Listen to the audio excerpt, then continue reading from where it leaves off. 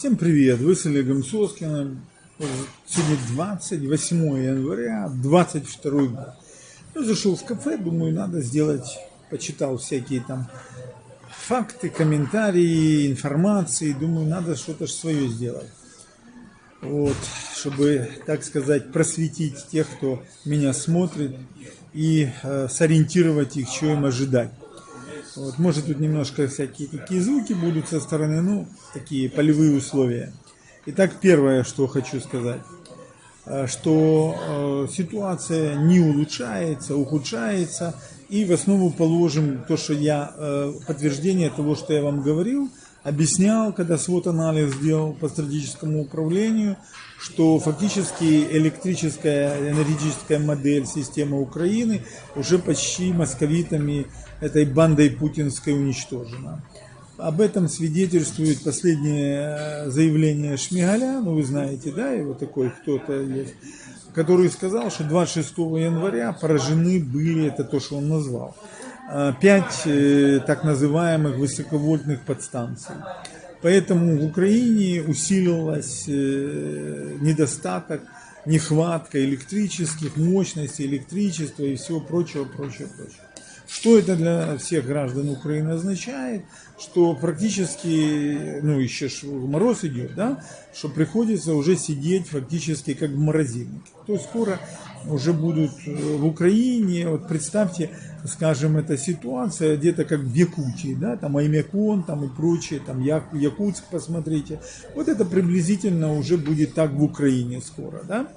То есть практически все идет к тому, что я думаю, что этот еще кремлевский недокурок еще сделает 2-3 удара, у него для этого уже все готово, и практически будет уже бесповоротно уничтожена вся электрогенерирующая энергетическая система Украины. Потому что и так, конечно, то, что люди, которые там работают, это просто герои, причем Зеленский никому героя до сих пор не дал. Тоже ж такое же интересное существо, зелено-желтое. То есть это люди, которые реально обеспечивают сегодня функционирование Украины. Становится все тяжелее, потому что, ну как это можно, если оно его бьют, бомбят. То есть я так думаю, к 5 февраля уже полностью где-то 85% энергосистемы Украины, генерирующей и передающей, будет уничтожена московитами. Ну, отсюда делайте выводы.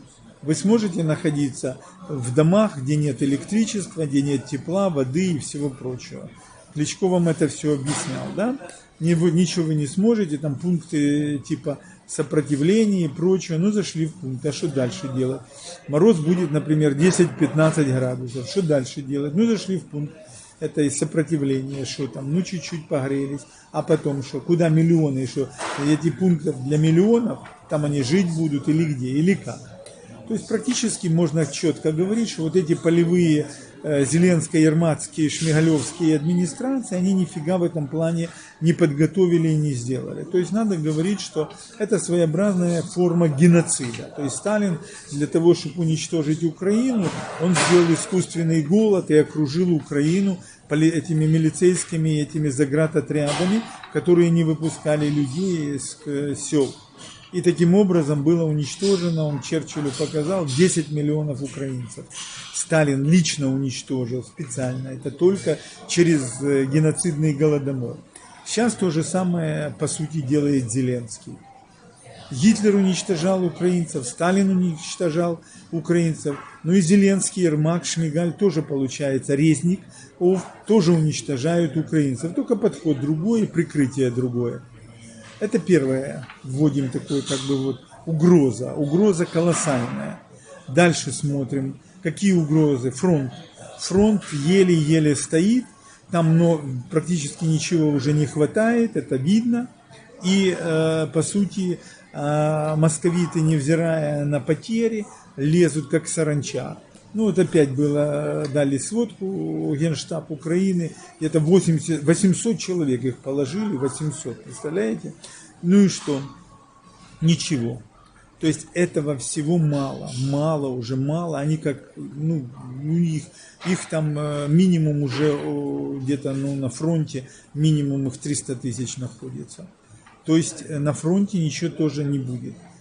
Теперь смотрим, танки и прочая техника, там снаряды и прочее, подвоз всего остального. Это может только появиться в каком-то объеме через 3 месяца. Март, апрель, это начало мая, после Пасхи. 3 месяца надо еще стоять. Как 3 месяца можно выдержать? При уничтоженной всей системе электричества, генерации, экономики, раз нет электричества, все остановится. Правильно? Правильно.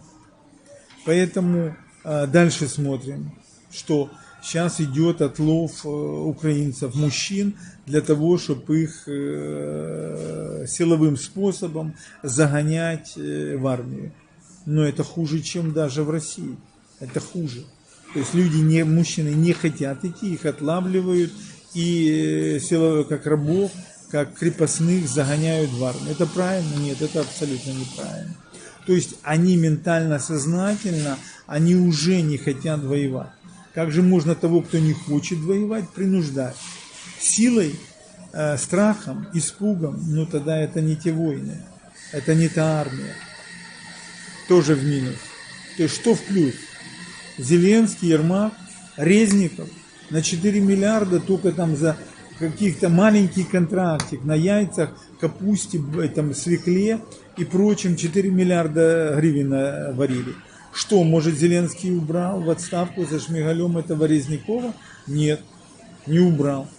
То есть это означает, парень, давай продолжай в том же духе, мы тебя поддерживаем. Я подчеркиваю, у нас парламентско-президентская республика. Парламентская, не президентская. Следующий момент. Чрезвычайное событие состоялось сегодня 28-го. 27-го во Львове заседал апелляционный суд по апелляции, которую подал мэр Чернигова Атрошенко, о незаконности его отстранения каким-то там районным львовским судом. Он мэр Чернигова, его отстранил какой-то там районный суд в каком-то там районе Львовской области. Это все практика Медведчука, Кучмы была, Януковича. То есть, значит, в стране Зеленский, Ермак, Шмигаль, слуги народа восстанавливают режим бандократии, Кучмы, Януковича и этих всех остальных барыг. Вот и все. Это называется государство Зеленский стационарного бандита, чтобы ты знал. В Украине долго лидеры стационарных бандитов не живут. 100% тебе дают. 100%. Идем дальше. 30 мэров приехало на заседание. Что они сделали? Они его отложили.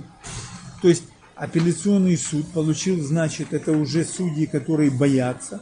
Кто им позвонил? Ермак позвонил лично, или Таранов, или кто. И запретили рассматривать, потому что надо отменять это решение, потому что никакой суд не может, тем более по такому надуманному поводу, это точно как у Мамая, но там более какие-то решительные судьи, и они все-таки с Полтавы, а не с какого-то там задрыб этого самого села. Понимаете? То есть это заказуха натуральная. 30 мэров приехало. Был Кличко, был Садовой, были там очень... Это серьезные предупреждения этой всей банде, которая сегодня захватила верхушки и идет по Януковича варианту в эти самые владные высоты в Украине. Вот. Теперь я вам делаю вывод, дорогие мои, что будет. Вот смотрите. Как должно все в Украине быть? Мне там пишут, что Конституцию читать надо, да? Всем ублюдкам, всем обезьянам надо читать Конституцию, кто при власти. Так вот, 5 статья Конституции, все четко написано, ничего сложного нет. Украина є республикою, не монархию, не еще каким-то там филиалом 95-го Криворожского кланово-корпоративной группы. Носієм суверенітету, єдиним джерелом влади в Україні є народ. Слышь, Зеленский, Ермак, Шмигаль і прочая шушера. Народ здійснює владу. Слышите?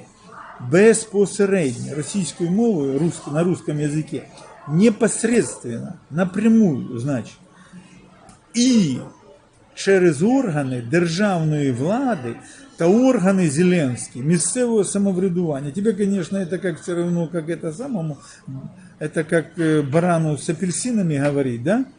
Как этот говорил, що у тебе туман в голові. Право визначати і змінювати конституційний лад в Україні належить виключно народові і не може бути узурповано державою, її органами або Зеленським посадовими особами. Ніхто не може узурпувати державну владу. Слышите, ребята? Вот что это означает, что местное самоуправление, мэры, которые избраны были прямым голосованием, так же как городские советы, видимо, настало время собирать народные вещи. То есть есть все признаки, это легко доказать сегодня, что на юридическом уровне, что влада узурпирована группой людей, Зеленским и его окружением. Что надо делать? Простые вещи надо делать. Надо собирать в городах народные вечера. Срочно. И решать данный вопрос. Я думаю, это самое правильное, что можно сделать сегодня. И начинать высказывать недоверие этой власти и требовать выборы. Для этого надо немедленно отменять, так сказать, военное положение со всеми вытекающими последствиями. Это первое. И второе, надо готовиться к досрочным выборам в Верховный Совет. Для этого есть у нас и партия Батьківщина Тимошенко, и Европейская солидарность Порошенко, ну и некоторые другие. То есть все, мы вошли в конституционный кризис. Мы вошли в правящий кризис, поэтому надо из него выходить. Вы с Олегом Соскиным поддерживайте канал Олега Игоревича. Ну и до новых встреч.